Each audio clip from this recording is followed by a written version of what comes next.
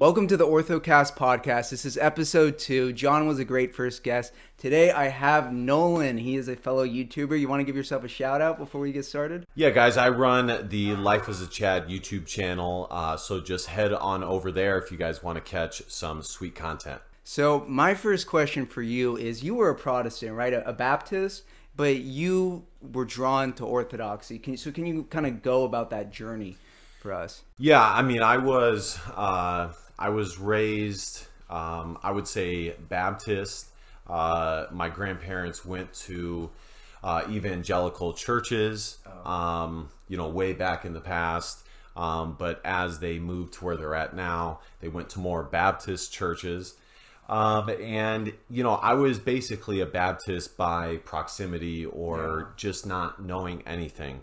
I knew about the faith, but as far as knowing about other religions and other faiths, Protestantism was the main thing that I knew.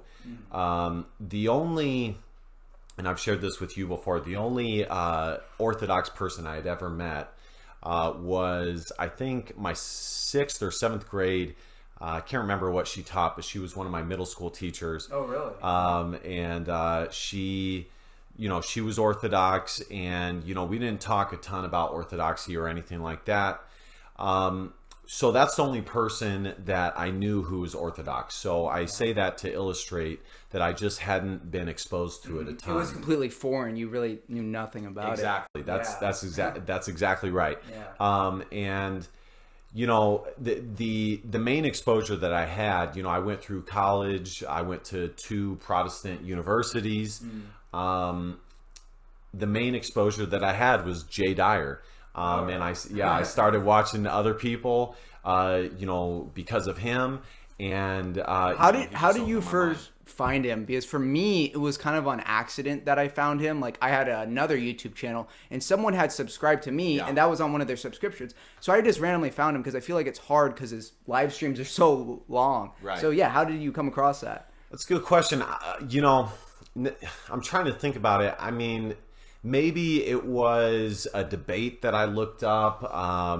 It was just something that came up in the YouTube searches. I don't think it was purposeful. Yeah. But when I heard him, and I consistently heard him, I mean, his arguments were sound. And 100%, he was the one who got me interested in Orthodoxy, without a doubt. That's awesome. Was there like a specific issue? Like, was it a theological issue, like, sola scriptura or sola fide, or just kind of like, what was it about his apologetic that really? Yeah, I would say the main thing would be there's 2 main things that 2 points that he made that interest me greatly. Number 1 would be sola scriptura. Yeah. Just because you're Baptist doesn't mean you necessarily know about that. And I think that's why, as Orthodox, we should try and have some grace on that front, because I don't think everybody is aware. Yeah. Most people aren't super into the theology. Exactly. Yeah, they're not into the theology aspect of it. Yeah. The fact is, as far as Baptists and how they view it, it just, to me, it wasn't sound. The other thing would be tradition, church tradition. The reality is, Baptists and Protestants they do not really care a lot. It's not that they hate it or anything like that, but it's not at the forefront. Yeah, it's not a focus of them. Correct. The traditional aspects of Orthodoxy, and, well, quite frankly, a lot of things in the Bible. I would say Protestantism focuses a lot on the New Testament, with their own morphing to it as well. Yeah. So was there any like doubts you had coming into something so foreign, like going to an Orthodox church for the first time? You're like, wow, this really is different. Did you have any doubts? Yeah, I mean, it was definitely different. Yeah. I mean, especially since it was like a low church, Baptist, so like just like a rock concert, right? Right. And then going to liturgy. Yeah. It was. I've shared this with Kyle before. It was 2 different worlds. I mean, Protestantism, as Kyle said, is a lot of the worship services are very new age, very modern, and rock concert is an excellent way to put it. I remember the university I went to for my bachelor's degree. They, every seminary we would go to, the type of music they played was rock music, which I don't necessarily hate in and of itself, but I do think it speaks to what their focus is and kind of what they're looking to do. And so when I came to Orthodoxy, it was absolutely like I was stepping into a new world. It really was. So like when you go to the church for the first time, and did you feel like this was like the true church? Like what was like your first impression of going to like a liturgy? But were you like committed? You're like, I know in my head this is true because I see all the errors, they don't have tradition. Or like, how was it like going to church? Yeah, I think it was more kind of how you said in the latter part. I knew the errors that existed, and it wasn't necessarily that I needed to be sold, but the time that it took, the amount of things that I read and listened to before I officially made that change was enough to be convinced. And so, it wasn't, when I stepped into the church for the first time, it wasn't like I had been exposed to it on a certain level, but that was my first in-person exposure to it, but I had been exposed to it in other elements before that, through talks and things like that. So, the point is I didn't need to step in and have some awakening. I was pretty set on why I was there, and I knew why I was there. Yeah, you were committed by the time you made the change. Correct. So since like becoming Orthodox, now you've been going to liturgy. Hopefully you're gonna get chrismated and received in the church soon. Is there any like little things that you've like noticed that really just like surprised you, and you're just like, wow, this is really cool? Or like, is there anything like that you really appreciate about Orthodoxy? I appreciate the traditionalism of Orthodoxy. I appreciate how committed the folks who are Orthodox are. I mean, other religions they are too, but Orthodox they really are. I think they have their own cohesiveness that exists that I really enjoy. And personally, because I've always been interested in history and things like that, and this is what drew me to Orthodoxy. I think Orthodoxy respects history, and with good reason. So, those are the elements that I really enjoy. Yeah, no, I really like too the community, like having like the lunch. We have so much good food, and just like Serve Fest, all these really fun like cultural events that you really wouldn't get anywhere else. Right. But yeah. I mean, I've made a comment before in one of my shorts that I made that, if you're unsure about going to church, from the theological standpoint, one of the best ways to go about it or to think about it is that you'll get great food and you'll get great conversation. And it's really true. And I think that's a great thing that the church offers, quite frankly. So, yeah, especially like these atheists, there's no atheist community centers. Right. But the church is like so, like obviously you get your salvation, but there's so much more of like community, great food, just like little benefits like that. So next, I want to move into our topic is going to be the idols of America. For guys who, they have, life figured out. Maybe they've got off like video games and drugs or an anime, but maybe they start to idolize new things like sports, women, politics. So first, I want to talk about your views on like dating and women. Like, what advice do young guys need to know, especially... Yeah, especially because my channel is called Life as a Chad. But, well, I would say, a few things. One, I think as fellas, you need to be confident. I mean, that's first and foremost. But you can't be confident unless you are confident in the things that you believe in, the things that you are around, the things that you are, doing things within, Yeah. like me personally, I'm very confident in my pursuit of orthodoxy and going to church and my work and things that I do there. So I think it's important to be confident. The second thing is, the reality is you need to be comfortable failing. You see all these pickup guys out there.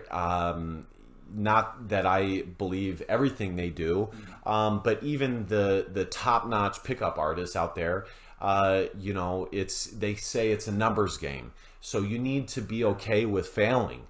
And I think that that's something that applies and is helpful.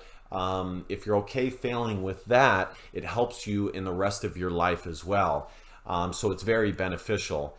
And then the number one, well, not the number one thing, but of the three things that I think is the most important would be to find your purpose as a man. Because when you find your purpose as a man, everything from you just kind of extends from that.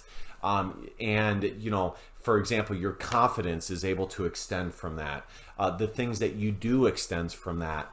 And so finding your purpose is crucial. And if it takes time to do that, that's okay. You don't necessarily need to go to college, just because to figure that out. You can just take some time and figure out what you're passionate about so that you can find your purpose as a man. I think God calls men to have a purpose in life. Couldn't agree more. I feel like the best thing for young guys, instead of focusing on everyone else or a girl or something, just focus on improving yourself. Agreed. And that is going to yield dividends if you just really focus on yourself, and becoming confident. I mean, it's so many things. It's your body language, the way, like Nolan, when he meets someone, he shakes their hand, and it's little things like that just show that you're a confident person, and finding something to be confident in, like you talked about your job and God. When you find your purpose, it's a lot easier to be confident. If you have nothing to be confident about because you're just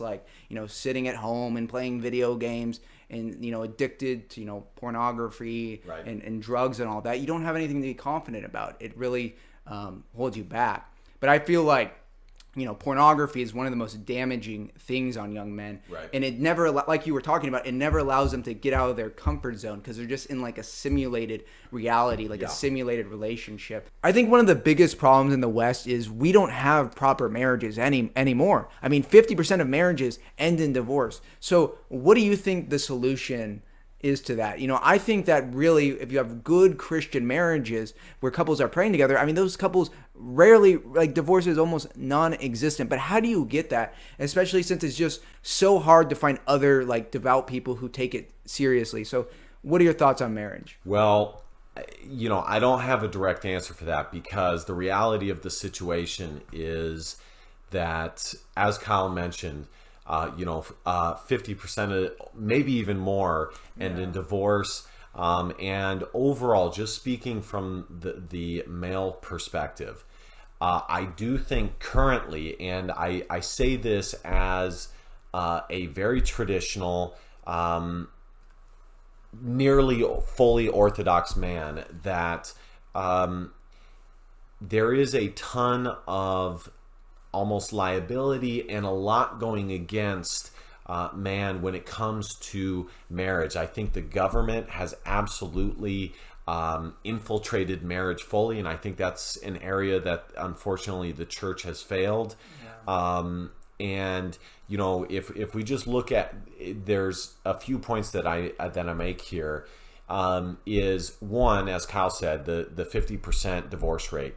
Number two, I would say, is that in the West particularly, I don't think women, by and large, know how to be wives or mothers, because a lot of their framework has been divorce and bad examples. So how can you know something when you haven't seen the proper way of fulfilling it? They're fed this constant stream of feminism on Netflix and TikTok. It's all not even men and women. All they see is toxic like broken relationships like in TV, because people are basically taught everything by Hollywood. So like, how do we fix this? I mean, we can start at the individual level, but what are your thoughts? Yeah, that's a good question. I mean, I wish I wish I had the full proof answer. You know, what I was getting at is that, you know, I think me fully promoting it, the idea of marriage, would almost be like asking, again, specifically a man to run into a burning building. Now, I know that may sound harsh, but it really is. And things just are not great right now. But on a certain level, if you really are a strong man or want to be a strong man, you have to take all of those. I'm not saying you necessarily have to, but you have to confront the idea of taking all of those things on the chin and saying, you know what, I don't care about all of those facts or close to it facts. This is going to succeed because I am going to make it succeed. Yeah. I'm going to be the man that I need to be to make this succeed. Now, that's not going to work every single time, but I think the only way for it to work is that, and I do think probably you would need the church also to get more involved in the whole union of marriage. Yeah, because it's supposed to be a sacrament where, right, like, it's really supposed to be like, marriage is only supposed to be in like a religious connotation where you're supposed to become like one flesh, and that's just been totally like lost. Especially, yes, you know, people act like they're married before they're even married. You know, like living together, they get a dog, they're married for 10 years. It's just. On that front, by the way, do not cohabitate. That is a mistake. It was one of the first things I learned in college. Yeah. Over 90% of people who cohabitate end up breaking up. Mm-hmm. The people who do get married, 90% of that 10% end up getting divorced. So do not cohabitate before marriage. It is a recipe for failure. Really challenging yourself and getting out of your comfort zone. So, like, what are some things you do? Like, to like constantly, like, do you do anything to challenge yourself or get out of your comfort zone? Yeah. Before I answer that, I want to go back. I'm not going to spend too much time on it, but I absolutely agree with Kyle. There's so many things, especially in the Western world, that is purposely attacking masculinity and men, and basically putting up a blockade from men finding their purpose in life. So you need, and one of those things would be pornography. Yeah. You know, I would say video games would be an element of that. It sedates them. Correct. Yeah, sedate is a great word. So again, I don't want to spend too much time on it, but you know, you want to make sure that you're not delving into that too much. So my question for you is, like, what can a guy doing who's listening to this to get out of their comfort zone? Because that was one of the biggest things for me. What helped me was getting rid of all my distractions, getting rid of video games, getting, all the time wasters. And then I'm just sitting in a blank room, and you have to do something because you're just bored. And I think most of like falling into sin is just out of boredom. And, you know, I've grown the most by challenging yourself. So what can, like, the average guy do to really challenge themselves? Yeah, great statement. Sin, really does come from boredom. Yeah. I think, I mentioned this in a previous answer that, one of the benefits to being Orthodox is meeting people, being around people, because, they say that you are the average of the 5 people that you hang around the most. Yeah. And so being around as many people as you can is great.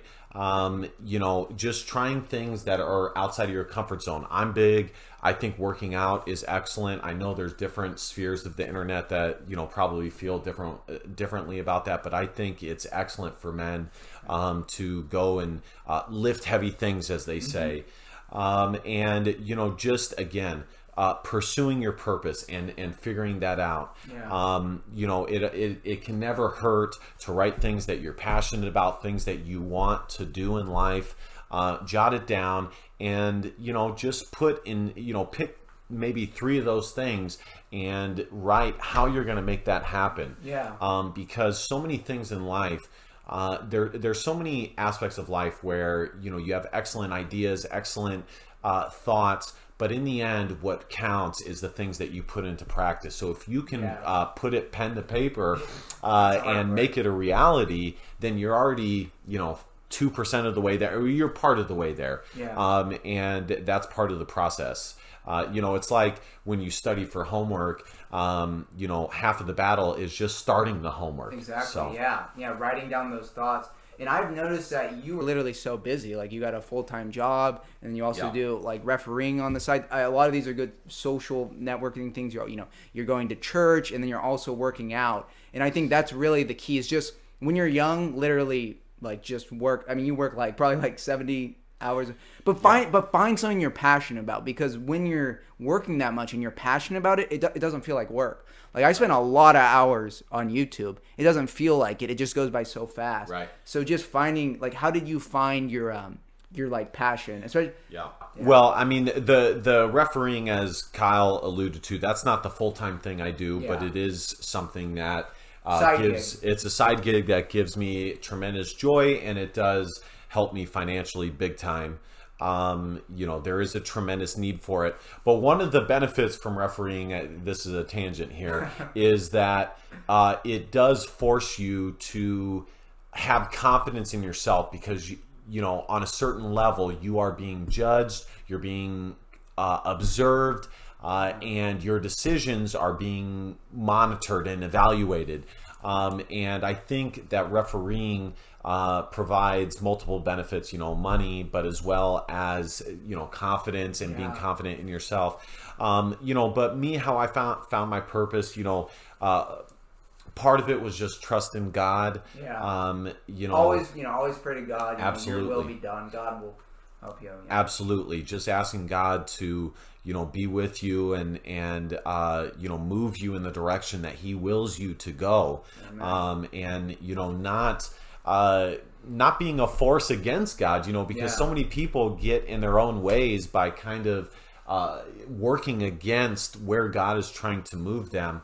I've already talked about this, but I really am a big believer. You know yourself the best. You know the things that you're interested in.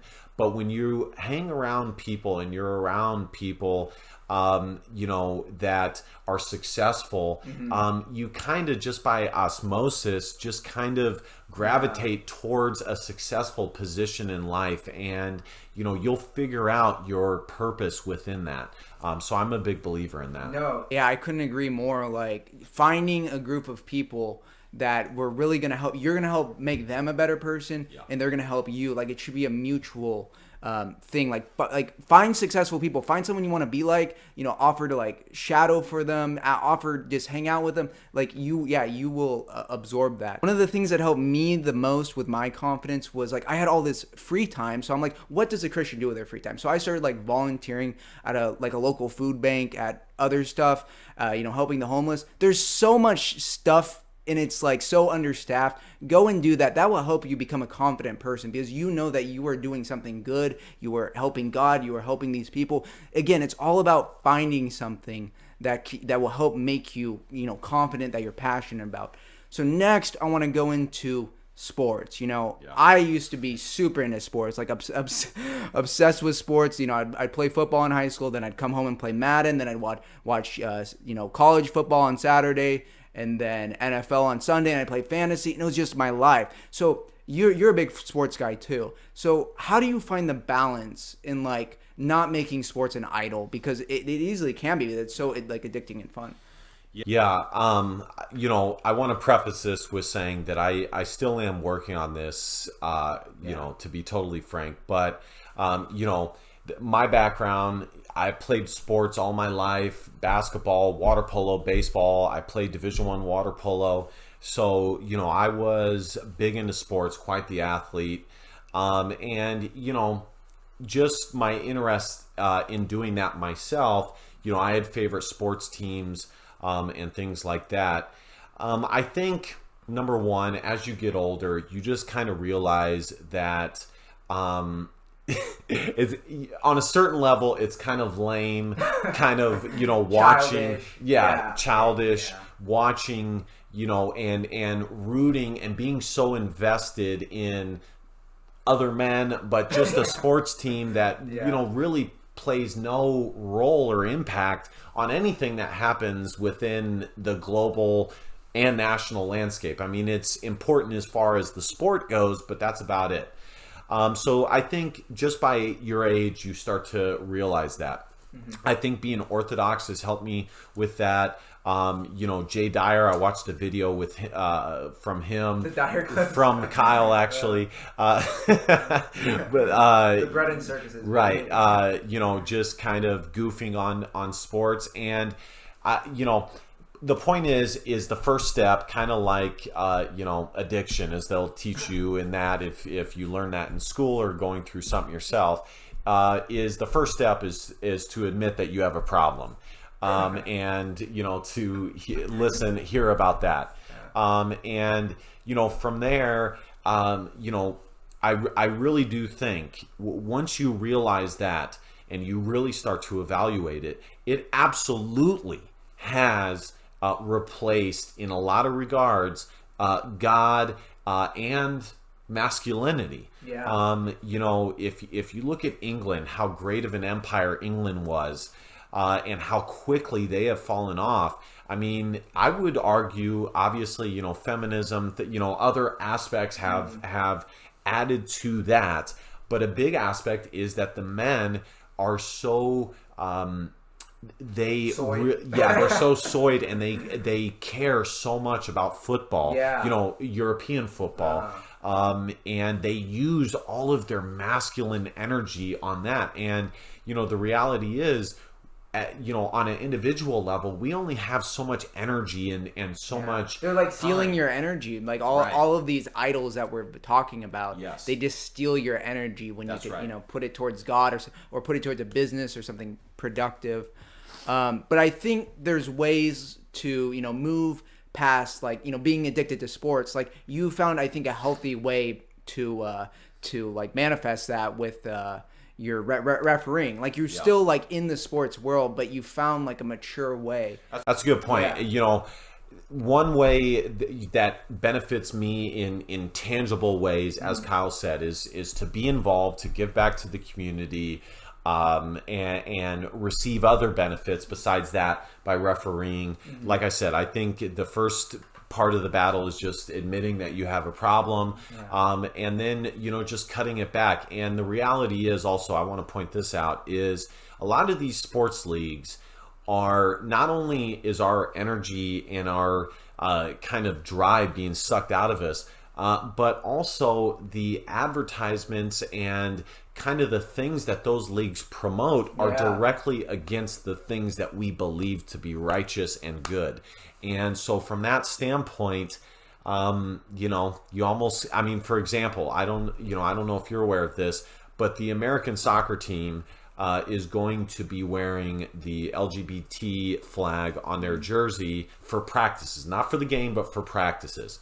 Now, of course, if they were really going to make a statement, they would just not even play in the World Cup tournament in Qatar. But they are. They're still playing in the tournament. And the point is that all of these teams and these leagues that you think are just kind of that you're just passively watching, you're not. There's all these supporting something evil. There's this social. They're a tool for like a social agenda, and they're like they're like stealing your money and your time, but also like you're supporting something that isn't and eventually your vote or whatever. Exactly. That actually is a perfect segue to our next topic, is politics. Is like, when I was like in high school, I started getting really interested in politics, and I thought politics could solve everything if you just have like a perfect political system or whatever. If I just had my ideology, I used to be libertarian, I think, like a lot of us were. But like moving out of that and realizing, the state of the world, like, how do you balance, politics? Because it couldn't be so like black pilling and dooming. But, there's always an occasional white pill, like Roe versus Wade getting overturned. I think there's a lot of hope in politics. But how do you not idolize that, especially since you've been talking about that lately? Yeah, great question. I do talk about it on my channel, but increasingly, and me and Kyle have talked about this before, I think the kind of progression you make, there are certain kind of conservative or whatever people in the politics realm that you you become red-pilled, you watch them, and you kind of progress, and then you get to someone like Jay Dyer who says, no, that doesn't matter. The politics don't matter. What matters is promoting orthodoxy and Christianity. That's the only way we will get out of this. And I think there's a lot of truth to that. But for me personally, it is hard because I do love this country so much. From since I can remember, my dad, my grandfather have been the biggest patriots in the world. And so it's hard not to be invested. But I do think ultimately, if you are a Christian, and I'm not saying this is an excuse not to participate in the world, because I don't want to say that. But I do think if you are a Christian, there is a certain element where you do need to trust God in the direction that God is pushing this forward. God wins in the end. We know exactly what's going to happen. So don't put all your faith and hope in politics, or a specific man or leader or anything like that. That again, that's not to say that you cannot participate. I think you should participate, and I do think that that's a failure of Protestantism. Is that they, because of sola scriptura, they really do take the viewpoint that, things are going to happen how they happen anyways, which is true. But it causes them not to participate. And I think that's a mistake as well. You need to participate, but in a way that is congruent with God and with your ideals, and still speaking to mankind. And have a healthy amount of it. Don't check it every day. You can check it every once in a while, but don't. Just focus on your prayer, fasting, and repentance. But another tendency I feel like a lot of people do, especially right wing and Christians, is they kind of look for a savior figure that a one person, they'll fix it all. Trump or Elon Musk or whoever it is, DeSantis. There will always be a figure like that in history. But these are just men. We really need to put our faith in God. So what do you think of these kind of savior figures? Do you think, because I feel like there's a really big tendency, we always just want that savior figure that's just going to fix everything, but that savior already came. That was Jesus. And just remembering that and not just focusing on a man. Great question. Not everybody is where we are in relation to their religious journey. That's number one. Number two, I do think that there is some truth to or validity to why they feel the way they do. The persecution of patriotic, especially Christian people in America, has been going on for quite a while, and I think a lot of these people are just looking to be truly represented and to truly have justice. And get stuff done instead of holding it over your head. I mean, why did it take so long to overturn Roe versus if anything, the country is becoming more liberal. It should have happened a long time ago.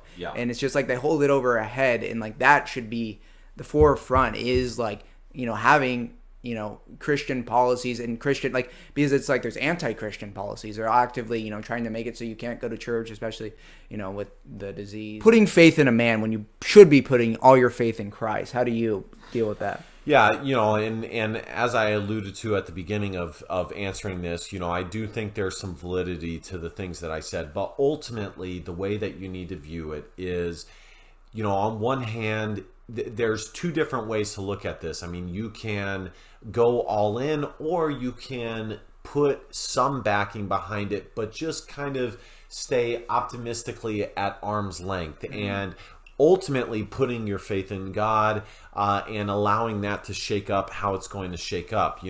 As Kyle said, all of these people are, man. They are not, sinful. They are going to make mistakes. They are not going to be perfect. And so, we need to have grace. We need to understand that. And, we really do need to be careful of falling into, basically idling some of these leaders. again, as I said, I do understand it on a certain level, because so many of the people that I'm talking about are looking for justice. They're looking to be represented truly.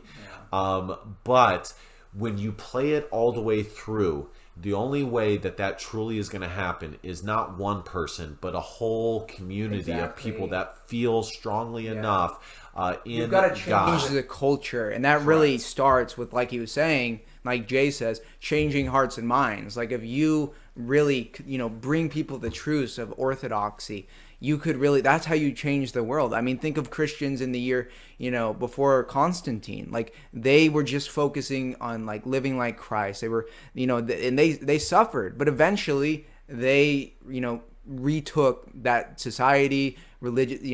Christianity became the religion of the land. Constantine converted, and it really starts like just at the individual level of changing hearts and mind. But right now we're in like a really unique situation, because that was like a pre-Christian society, but now we're living in like a post-Christian society, or post-Christian, not Orthodox. But I think there is so much potential for Protestants and Catholics and atheists to come to Orthodoxy, because they've only had like a watered down version of Christianity, where it's kind of like run like like a business church, or like kind of like a cult, versus like Orthodoxy is like the exact opposite. Like it's all about humility and like looking to the people before you. Yeah. One of the things that brought, I'm glad Kyle said that, because one of the things that brought me to Orthodoxy is that I do think, especially in modernity, that some of these, especially Protestantism, and I don't want to beat up on them too much, that there is a certain hollowness to it, that kind of much like a lot of the things that we see in the West right now. There's not a lot of things that exist that truly have substance, that truly have meaning.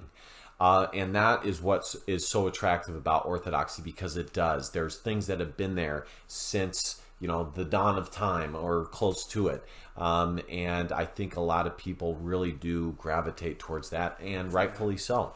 That's what I hate when I see people like Andrew Tate say like Islam is the last true religion, but it's like Orthodoxy, like his entire argument is against Western Christianity, but it's like Orthodox Christianity, Orthodox countries are still very strong in their faith, and like you can't be persuaded just because something seems the most manly, like Islam. What do you think the overall direction of like not only America but Orthodoxy? Because my perspective is that Orthodoxy is like the solution to not only everything in America, but just everything going on in the Western world. Like the West is just having like an identity crisis, and we really need Orthodoxy. And it really is a return to tradition, because the West was Orthodox for over 1,000 years. So it's really a return back to like unchanged ancient Christianity. And it really starts at the local level. Like we have seen like so many young people, like young Americans, young traditional Americans who are seeking like actual Christianity,